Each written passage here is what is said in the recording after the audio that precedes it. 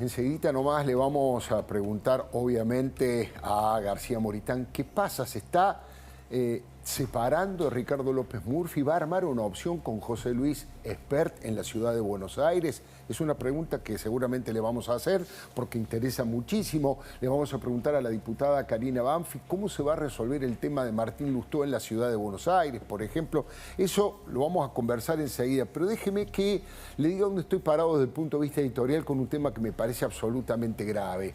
Tan grave como que el diario La Nación en su espacio editorial ha publicado esto. Acá está viendo este título y además esta es la carátula con la que hemos arrancado, pero el nuevo Ollarvide.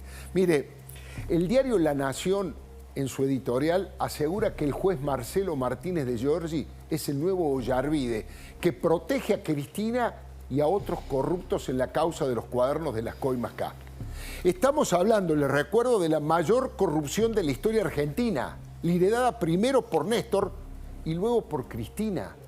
Sin lugar a dudas, mire, no hay antecedentes de una asociación ilícita liderada por el matrimonio Kirchner que haya saqueado al Estado con tanta impunidad para enriquecerse en forma ilegal y colosal.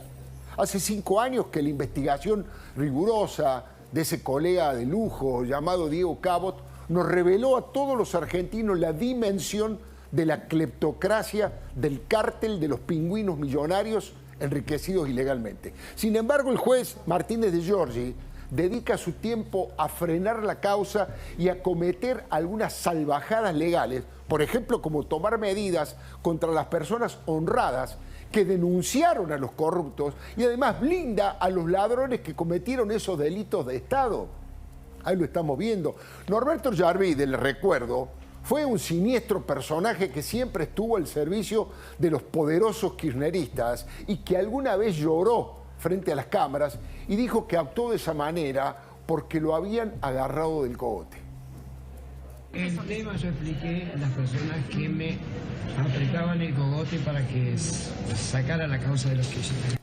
Bueno, su apellido, Ollarvide, quedó instalado en la memoria colectiva como un magistrado delincuente y excéntrico que deshonró su actividad y avergonzó a la justicia.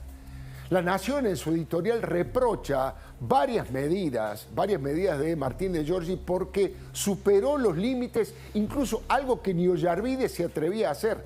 Plantea La Nación que son recursos, abro comillas, utilizados por el sector más abyecto de la política y del AMPA. Martínez de Giorgi intenta deslegitimar el trabajo impecable de Cabot y en ese camino ataca las bases mismas de la libertad de prensa y el sagrado derecho a mantener en reserva la fuente periodística que, les recuerdo, está protegida por la Constitución Nacional. A este juez, que pretende recibir como premio su designación en la Cámara Federal porteña y que llegó de la mano de las cloacas de los servicios de inteligencia, no se le cayó la cara de vergüenza al arremeter contra el diario, contra el periodista y algún testigo cuyo testimonio fue clave. Insólitamente, reclamó los registros de las cámaras de video que rodean al edificio del diario. Menos mal que la Cámara de Apelaciones le puso un freno.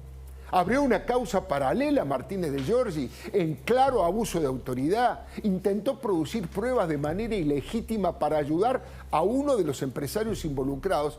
Y escuche bien, hasta allanaron el domicilio de un testigo clave. Y como si esto fuera poco, ese allanamiento fue ejecutado por la, abro comillas, la hoy tenebrosa Policía de Seguridad Aeroportuaria, brazo armado de la mazorca kirchnerista. Ahí estamos viendo lo que puso la editorial del diario La Nación.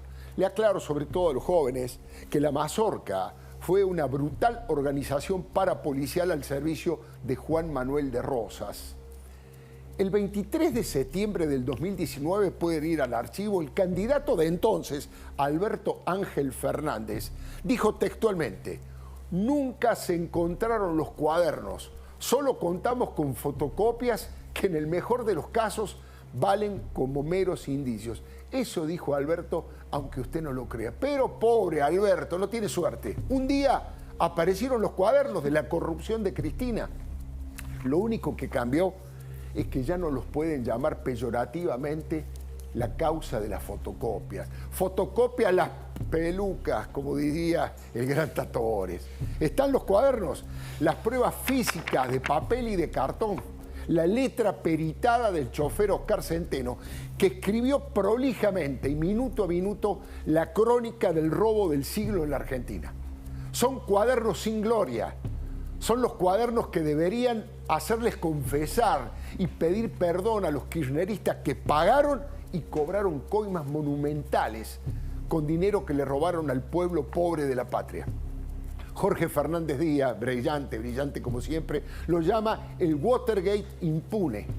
En cualquier país democrático del mundo estarían presos los principales responsables políticos, es decir, los jefes, y también los empresarios cómplices. De esto no se habla tanto. El latrocinio está absolutamente probado por las confesiones ante los expedientes de 31 imputados colaboradores con testimonios y pruebas documentadas, que además fueron ratificadas por la Cámara Federal, que confirmó su validez jurídica. Gente de la máxima confianza y cercanía de Cristina, de Néstor y de Máximo, como por ejemplo su contador Víctor Manzanares, y 30 arrepentidos más dieron testimonios de todos los mecanismos del robo y de las coimas y del gigantesco enriquecimiento ilícito. Mire, todas estas denuncias fundamentadas fueron certificadas por la prueba recolectada.